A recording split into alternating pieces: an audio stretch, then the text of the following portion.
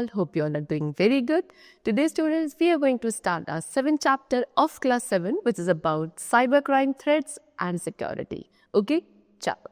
So, student, first of all, the topic which we are having in this chapter is about internet. That what do we basically mean by the term internet? What is internet? Internet is one of the largest information databases. Okay? Chalo. It has become a vital part of our life. As we all know, internet आज के time पे हमारी life एक बहुत vital part है.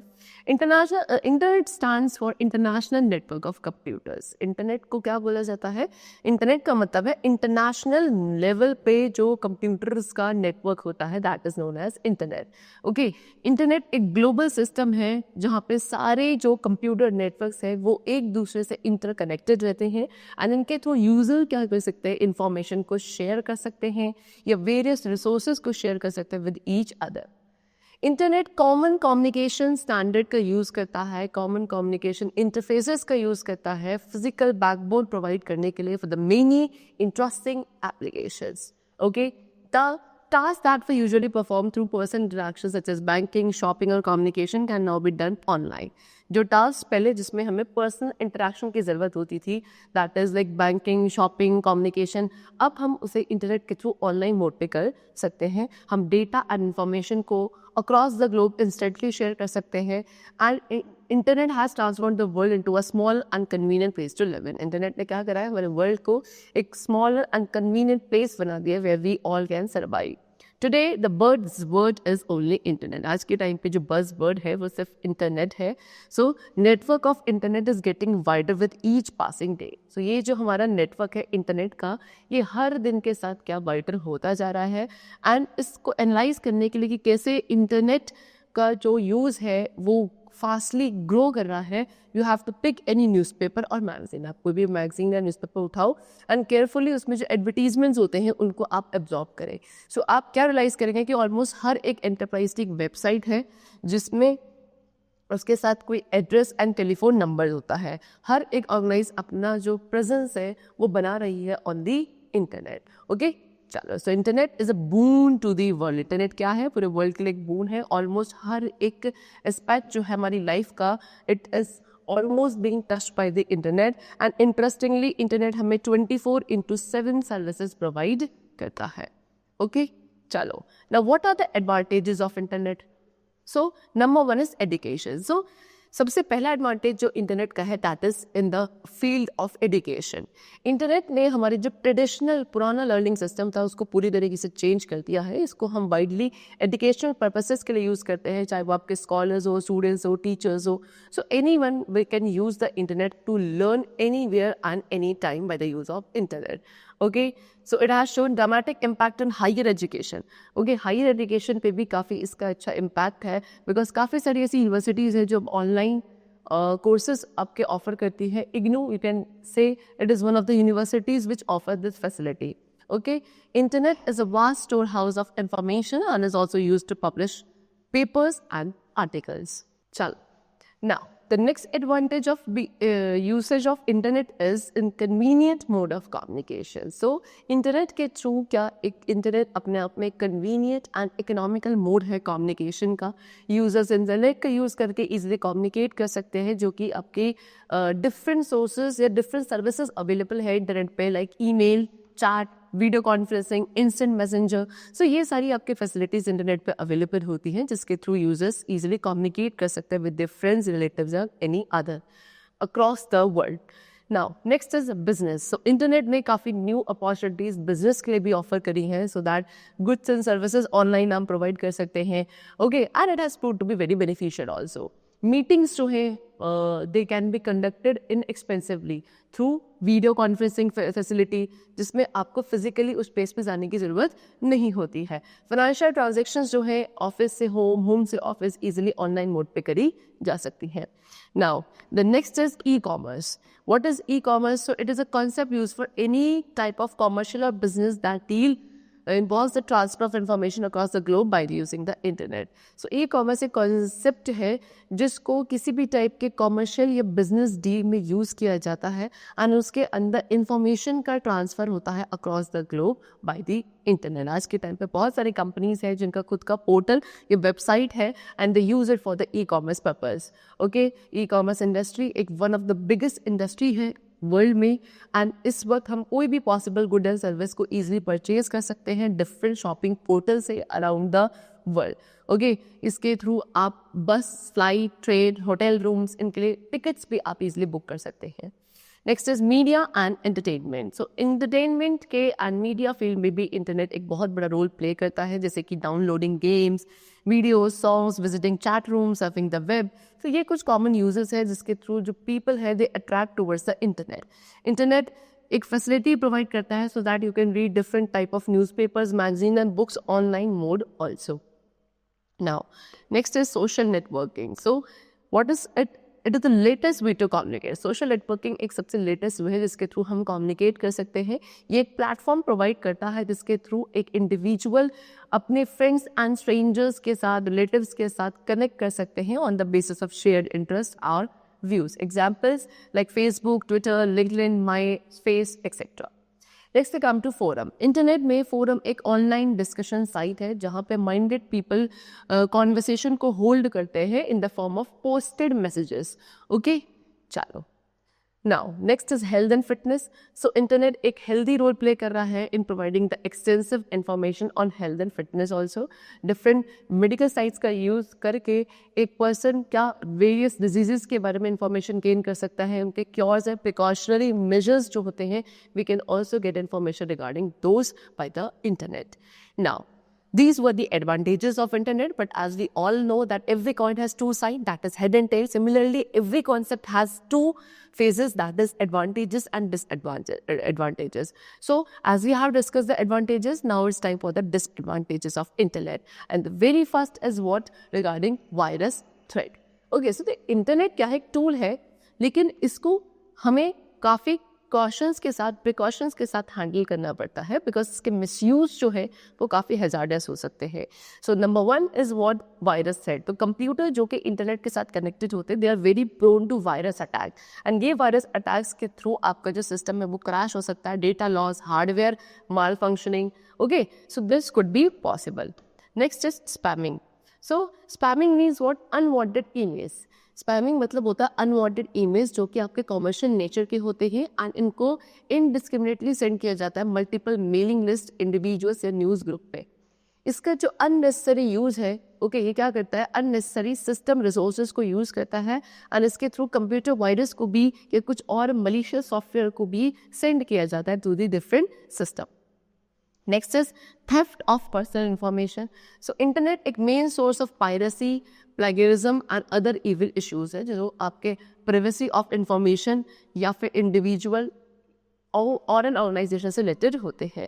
सो किसी भी एक पर्सन को काफ़ी केयरफुल होना पड़ता है जब वो किसी पर्सन की इंफॉर्मेशन को हैंडल कर रहा है, such as name, address, credit card number etcetera, because इनको हैकर्स या जो क्रैकर्स होते हैं वो मिसयूज़ कर सकते हैं for the personal monetary gains. Okay, ऐसे एलिमेंट्स को, ये जो एलिमेंट्स होते हैं ये हमारे सिस्टम को डिस्टर्ब करते हैं या एप्लीकेशंस को डिस्टर्ब करते हैं वायरस स्प्रेड करके एंड प्रोग्राम के लॉजिक्स एंड आउटपुट्स को चेंज करके. Now next we come to pornography. So pornography क्या है? एक मेजर इशू है जो इंटरनेट के थ्रू पोस्ट किया जाता है. काफ़ी सारी पोर्नोग्राफिक साइट्स हैं इंटरनेट पे जो इजीली फाउंड होती हैं and they can be hazardous to the mental health of children. Next we come to cyber terrorism. Cyber terrorism एक सीरियस थ्रेट है टू द वर्ल्ड आज के टाइम पे. जितने भी मॉडर्न टेररिस्ट ऑर्गेनाइजेशंस हैं ये target attacks power plant, bank, commercial areas, building of national importance, इन सबको करते हैं एंड ये रिमोटेडली कनेक्ट किए जा सकते हैं, कंडक्टेड किए जा सकते हैं एक मोबाइल फ़ोन के थ्रू या इंटरनेट के थ्रू, जो काफ़ी कम एक्सपेंसिव होते हैं as compare to traditional terrorist method. Next is time wastage. Although internet हमें बहुत सारी सर्विसेज प्रोवाइड करता है यूजर्स को, लेकिन फिर भी जनरली पीपल बहुत अच्छा खासा अमाउंट ऑफ टाइम वेस्ट करते हैं, एनर्जी वेस्ट करते हैं नेट को सर्फ करने में। और इसके थ्रू जो हमारा पर्सनल इंटरेक्शन होता है अपने लोगों के साथ, फ्रेंड्स रिलेटिव्स के साथ, फैमिलीज के साथ, वो काफ़ी कम होने लगता है, जिससे हमारी जो सोशलाइजिंग स्किल्स एंड हेल्थ है वो अफेक्ट होती है। ओके, चलो, these were the disadvantages of internet. Now we come to the topic which is computing ethics. So ethics क्या है? Moral set of moral principle, moral principles का set जो किसी भी एक इंडिविजुअल या ग्रुप ऑफ पर्सन के बिहेवियर को गवर्न करता है। सिमिलरली कंप्यूटिंग एथिक्स क्या है? Set of procedures, moral principles या एथिकल प्रैक्टिसेस जो कंप्यूटर के यूज को रेगुलेट करते हैं।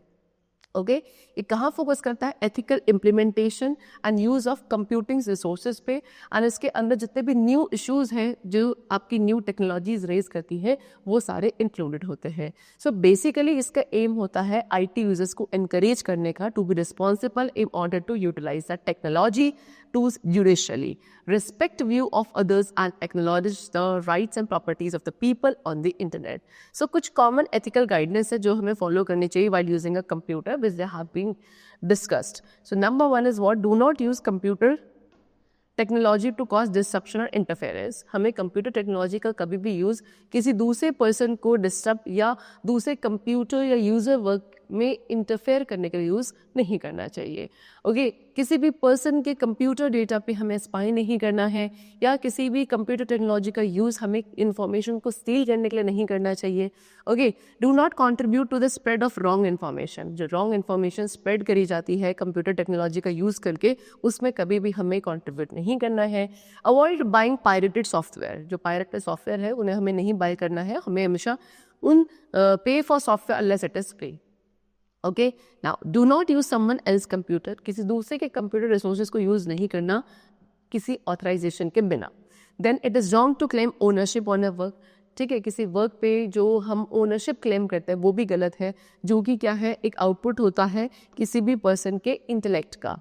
Next, before developing a software. किसी सॉफ्टवेयर को डेवलप करने से पहले आपको उसकी जो सोशल इम्पैक्ट है उनके बारे में अच्छे से इंफॉर्मेशन होनी चाहिए। And be respectful and courteous with the fellow members. जो आपके फेलो मेम्बर्स हैं उनके लिए आपको काफ़ी रिस्पेक्टफुल एंड कर्टियस होना चाहिए जब आप उनसे इंटरनेट के थ्रू कम्युनिकेट कर रहे हो।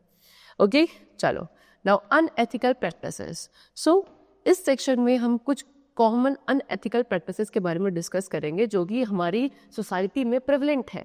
Okay, so number one is plagiarism. Plagiarism क्या है? यूसेज और imitation of the language and thoughts of another person projected as one's own original work.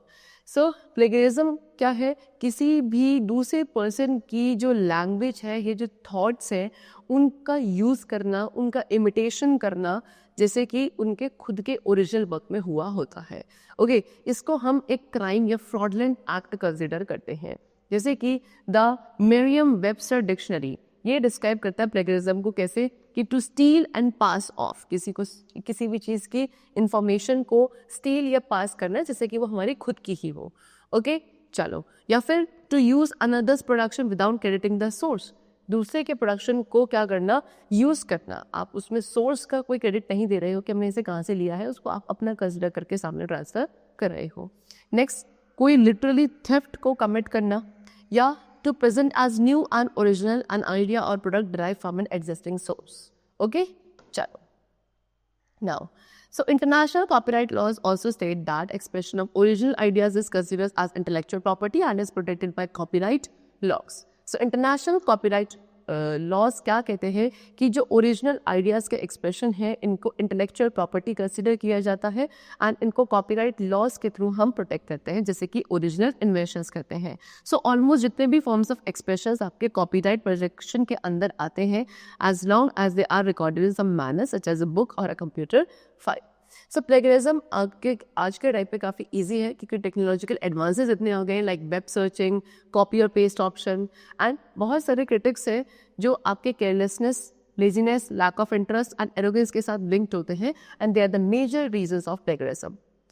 Now next to come steps to prevent plagiarism. अब इनको हम कैसे prevent कर सकते हैं? तो सिंपलेस्ट वे क्या है आपका? Citation means acknowledging the original writer and the source from where the material has been taken is called citation.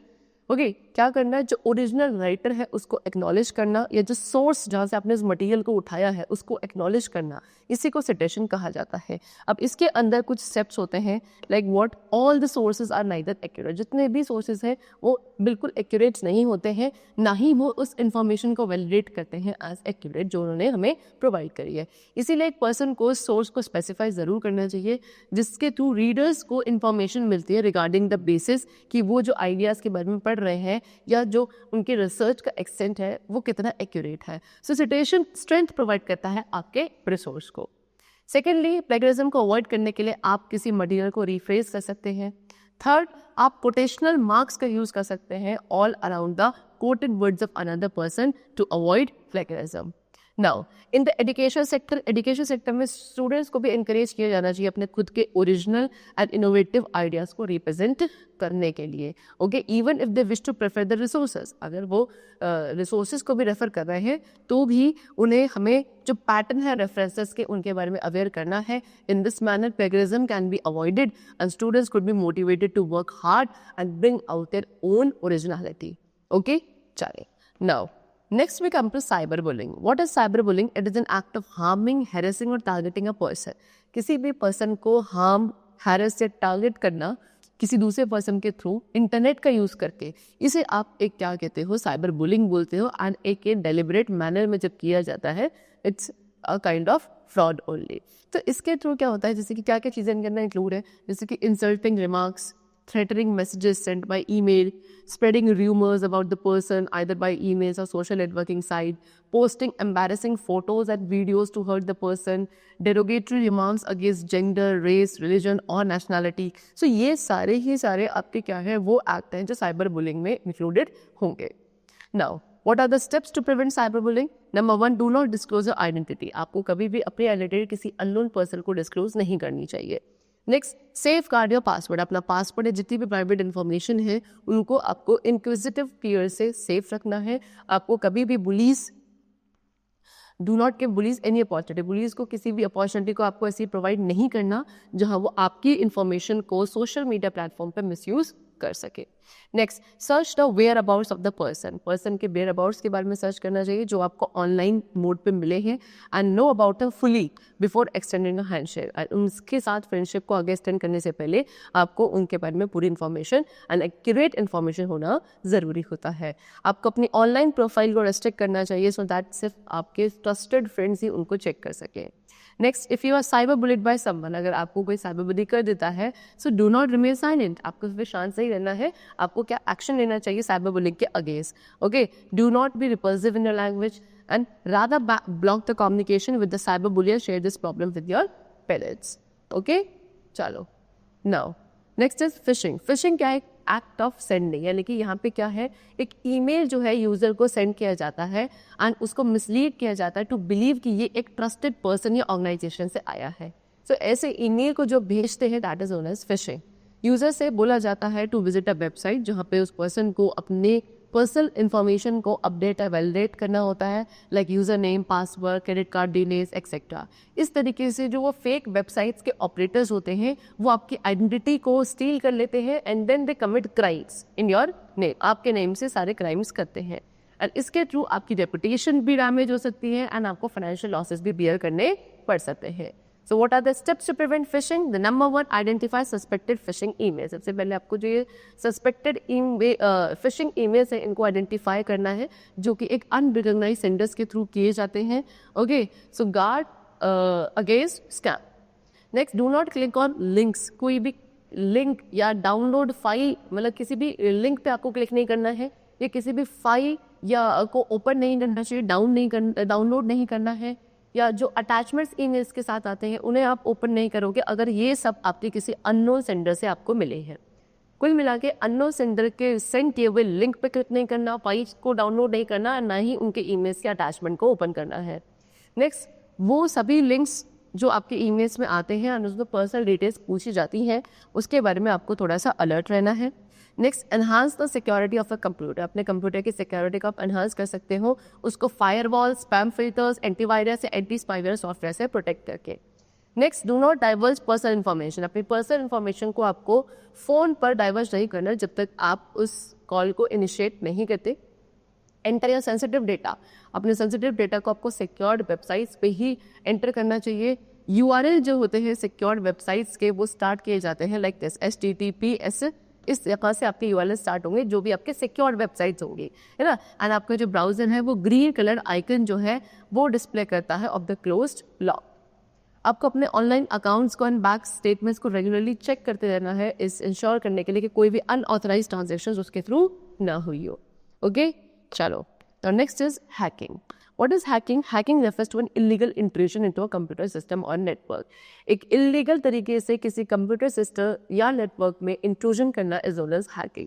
Hackers जो हैं हाईली टेक्निकल पीपल होते हैं जो कि सीक्रेटली आपके कंप्यूटर्स में को ब्रेक करते हैं और आपकी जितना भी इंपॉर्टेंट डेटा है उसको स्टील कर लेता है, कभी कभी आपके सिस्टम को डिस्ट्रॉय भी कर सकते हैं। हैकर सिर्फ इंपॉर्टेंट डेटा स्टील नहीं करते, बस इनफैक्ट वो आपकी जो एप्लीकेशंस एंड वेबसाइट्स हैं उनको भी हैक करते हैं to change the program logics. Okay, hackers usually आपके डेटा के साथ टेम्पर करते हैं अनएथिकल पर्पसेस के लिए, such just for an obsession to break the system securities. Although hacking आपकी किसी भी कंसेंट के बिना करी जा सकती है फ्रॉम द यूजर्स, लेकिन yet it is not always destructive, लेकिन हमेशा ही डिस्ट्रक्टिव नहीं होती है। हैकिंग आपकी एक अच्छे कॉज के लिए भी करी जा सकती है, जैसे कि नेशनल सिक्योरिटी के लिए, जिसको हम एथिकल हैकिंग कहते हैं। ओके, चलो, सो एक इक्वलेंट टर्म है हैकिंग के इक्वल जिसको आप बोलते हो क्रैकिंग। क्रैकिंग क्या है? यहाँ पे क्रैकर्स भी आपके टेक्निकल पीपल ही होते हैं जो एक्सपर्ट्स होते हैं सिस्टम्स को ब्रेक करने में, अनइम्पॉर्टेंट डेटा को स्टील करने में, सच एज फाइनेंशियल डिटेल्स और password etcetera.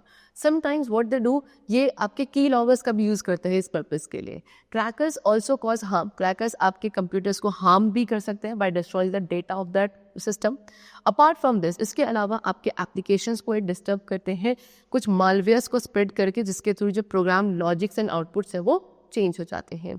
Okay, now what are the steps to prevent hacking? Hacking को प्रिवेंट करने के क्या स्टेप्स हो सकते हैं?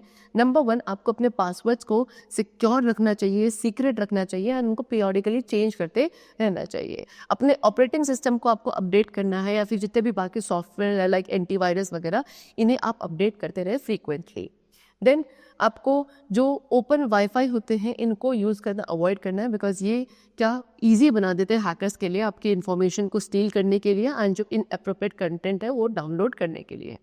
Always make use of secure websites, हमेशा ये ध्यान रखना है कि आप सिक्योर वेबसाइट्स का ही यूज़ करो।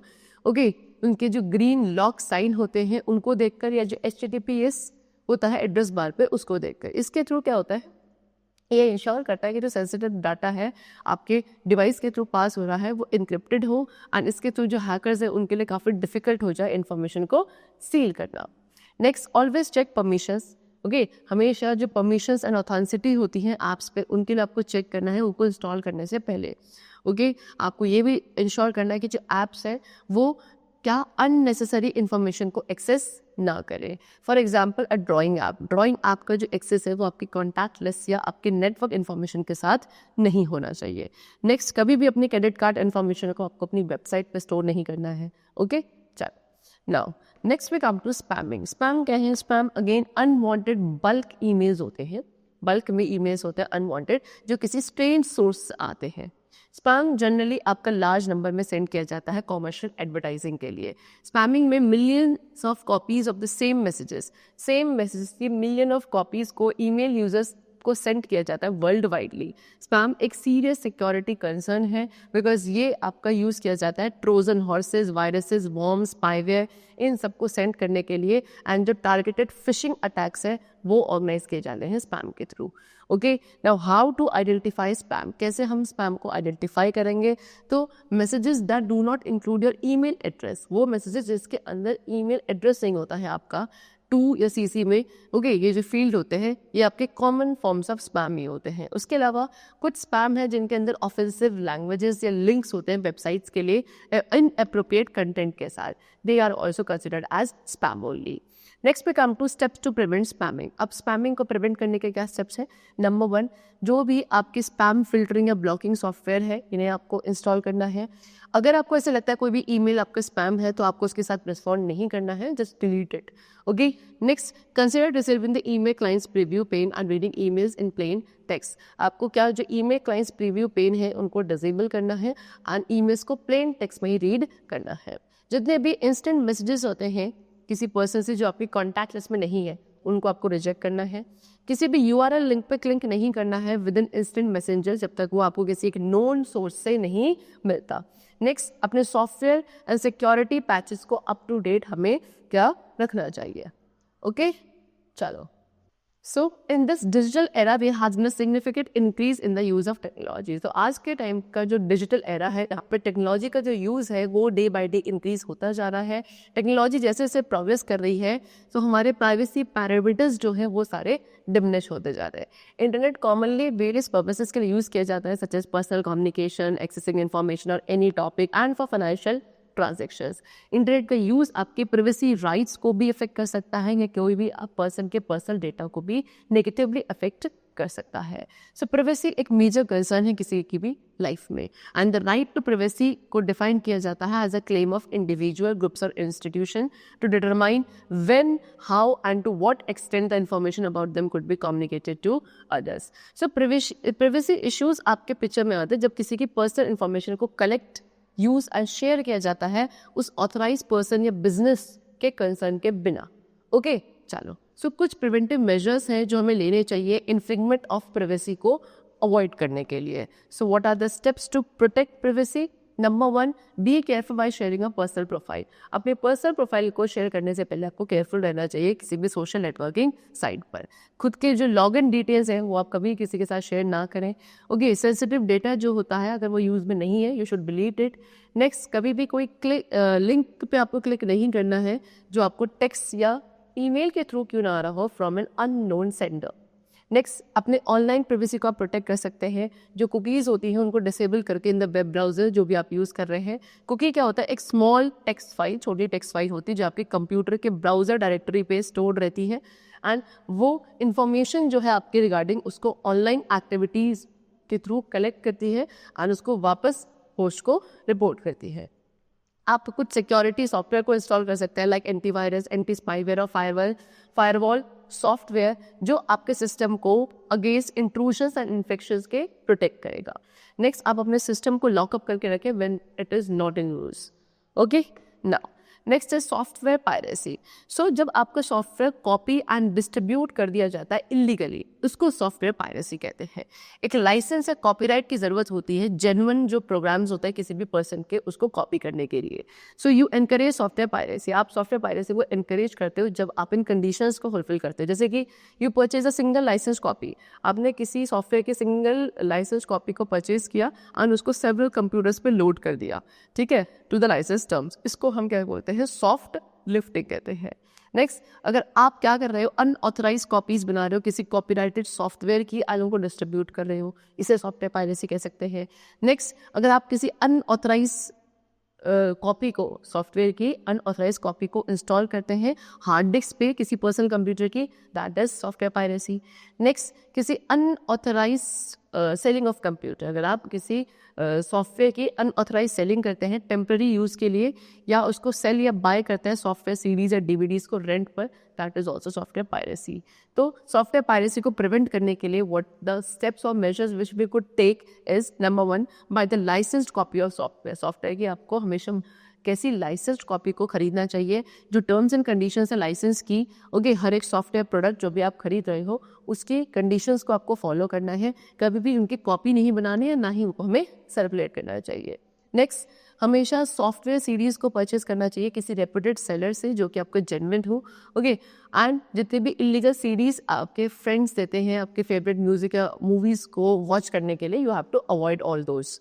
नेक्स्ट, अगर सॉफ्टवेयर आपका ऑनलाइन अवेलेबल है सो आप उसको डायरेक्टली डाउनलोड करेंगे मैन्युफैक्चरर की वेबसाइट से। एंड नेक्स्ट, आपको अपने सॉफ्टवेयर को रजिस्टर करना चाहिए सॉफ्ट लिफ्टिंग अवॉइड करने के लिए।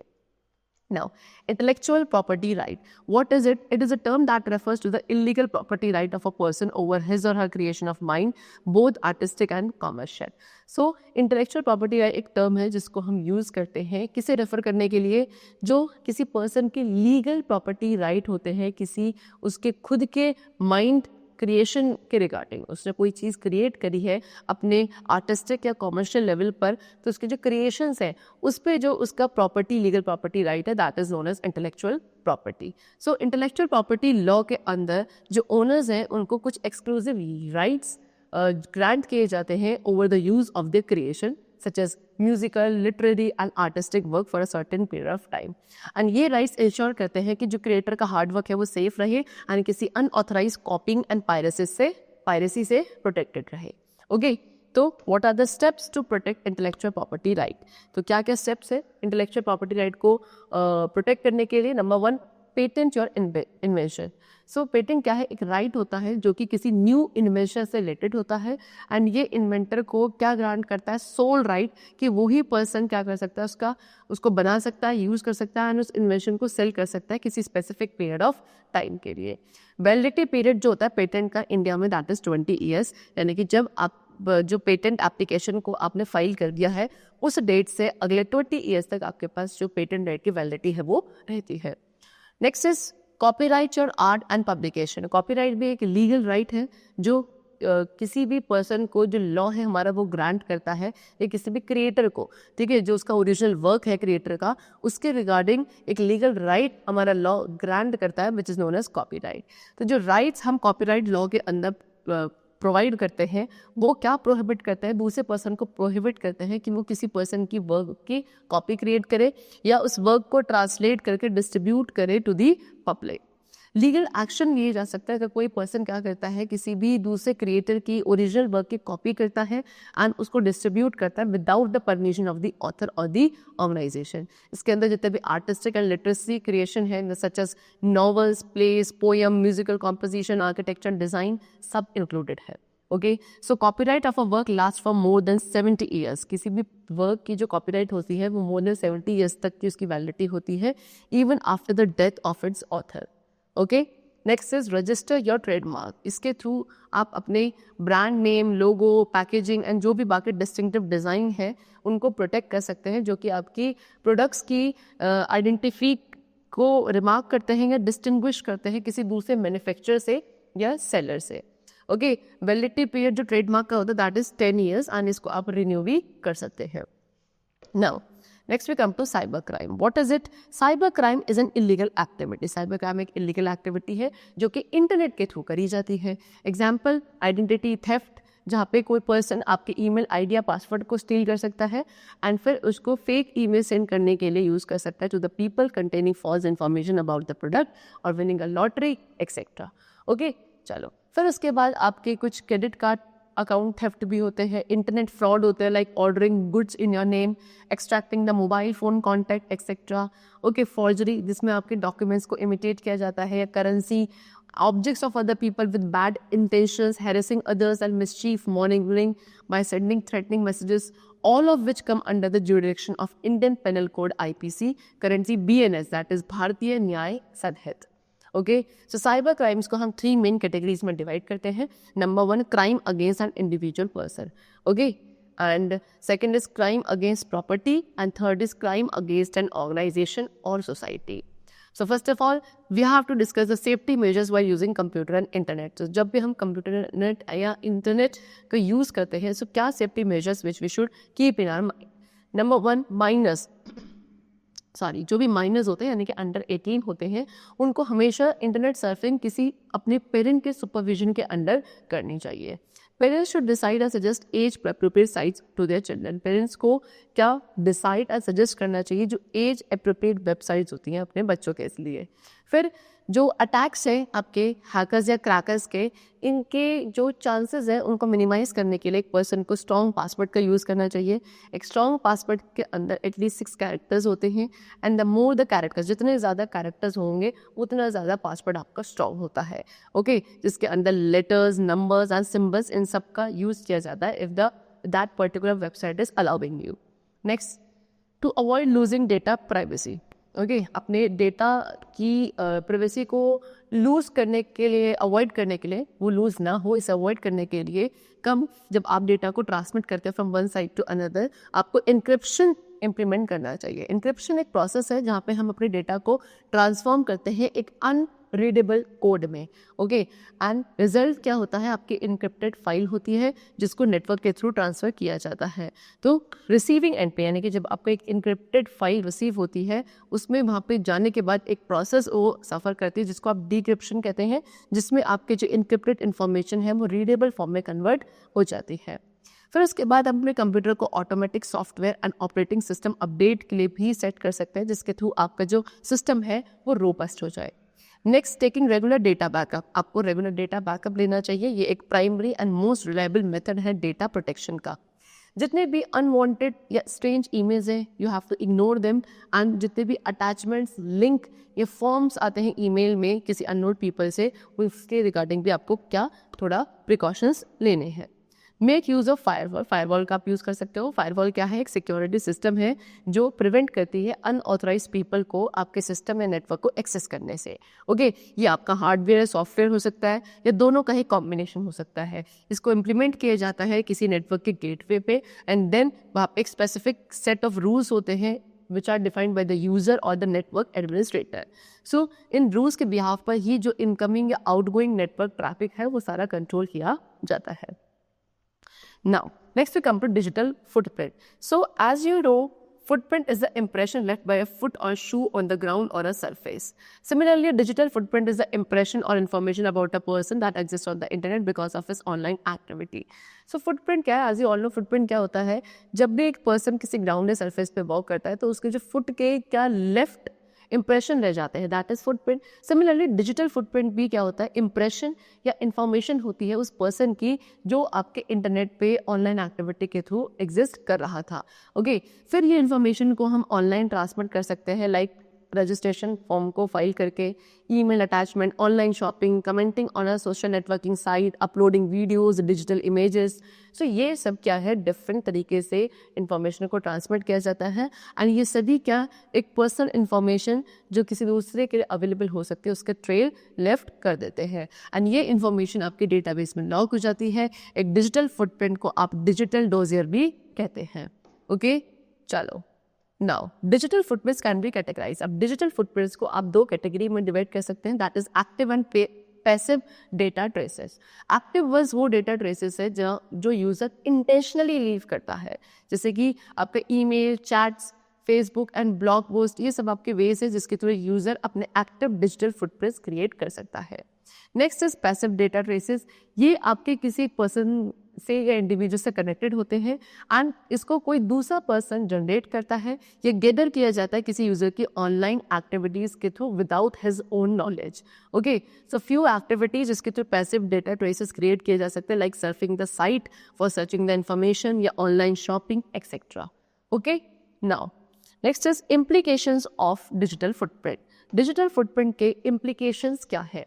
सो as discussed above all the online activity, जितने भी ऑनलाइन एक्टिविटीज़ है वो क्या किसी भी पर्सन के फुटप्रिंट्स को या इन्फॉर्मेशन को लीव कर देती है एंड ये इन्फॉर्मेशन ट्रेसेस को पॉजिटिवली या नेगेटिवली किसी भी तरीके से यूज़ किया जा सकता है। So before indulging in any activity, so कभी भी किसी दूसरी एक्टिविटी में इंडल्ज होने से पहले एक पर्सन को उसके आउटकम्स क्या होंगे उनके बारे में सोचना चाहिए। सो कुछ गाइडलाइंस यहाँ पे हमें गिवन है, जब भी हम ऑनलाइन जाते हैं उस पर हमें फॉलो करना है। नंबर 1, नेवर पोस्ट एनी सिली और अब्यूसिव कमेंट। आपको कभी भी कोई सिली या अब्यूसिव कमेंट नहीं करना है किसी भी साइट पर।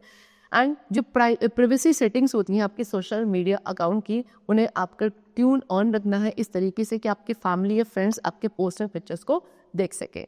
नेक्स्ट, कभी भी आपको एक इनएप्रोप्रिएट वेबसाइट पे लॉग ऑन नहीं करना चाहिए, कोई इनएप्ट पिक्चर को अपलोड नहीं करना है। Okay and avoid accepting the friend request from strangers. किसी भी स्ट्रेंजर से अगर कोई फ्रेंड रिक्वेस्ट आती है, you do not have to accept them anyhow. Okay, so be vigilant and extra cautious, हमेशा विजिलेंट एंड एक्स्ट्रा कॉशियस होना चाहिए जब भी आप ऑनलाइन हो, बिकॉज आपकी केयरलेसनेस एंड जो इग्नोरेंस है वो क्या एक नेगेटिव डिजिटल फुटप्रिंट छोड़ सकती है, जो इससे आपकी रेपुटेशन खराब हो जाती है and it can even affect your chances of being admission in a prestigious college और गेटिंग अ जॉब। एंड इसके थ्रू आपके जो चांसेस है कि आपको एडमिशन मिल जाए किसी एक प्रेस्टिजियस कॉलेज या किसी एक अच्छी जॉब में, वो चांसेस भी आपके क्या हो जाते हैं, इफेक्ट हो सकते हैं अगर आप नेगेटिवली यूज़ किए जाते हो या आपके नेगेटिव डिजिटल फुटप्रिंट्स जो है वो ऑनलाइन मोड पर रह जाते हैं। ओके, चलो, सो that's all for the chapter. We have discussed the various cyber crimes, their implications and their prevention. Okay, so I hope the chapter was very clear to you. Let's meet very soon in the next class. Till then, take care and thanks to everyone.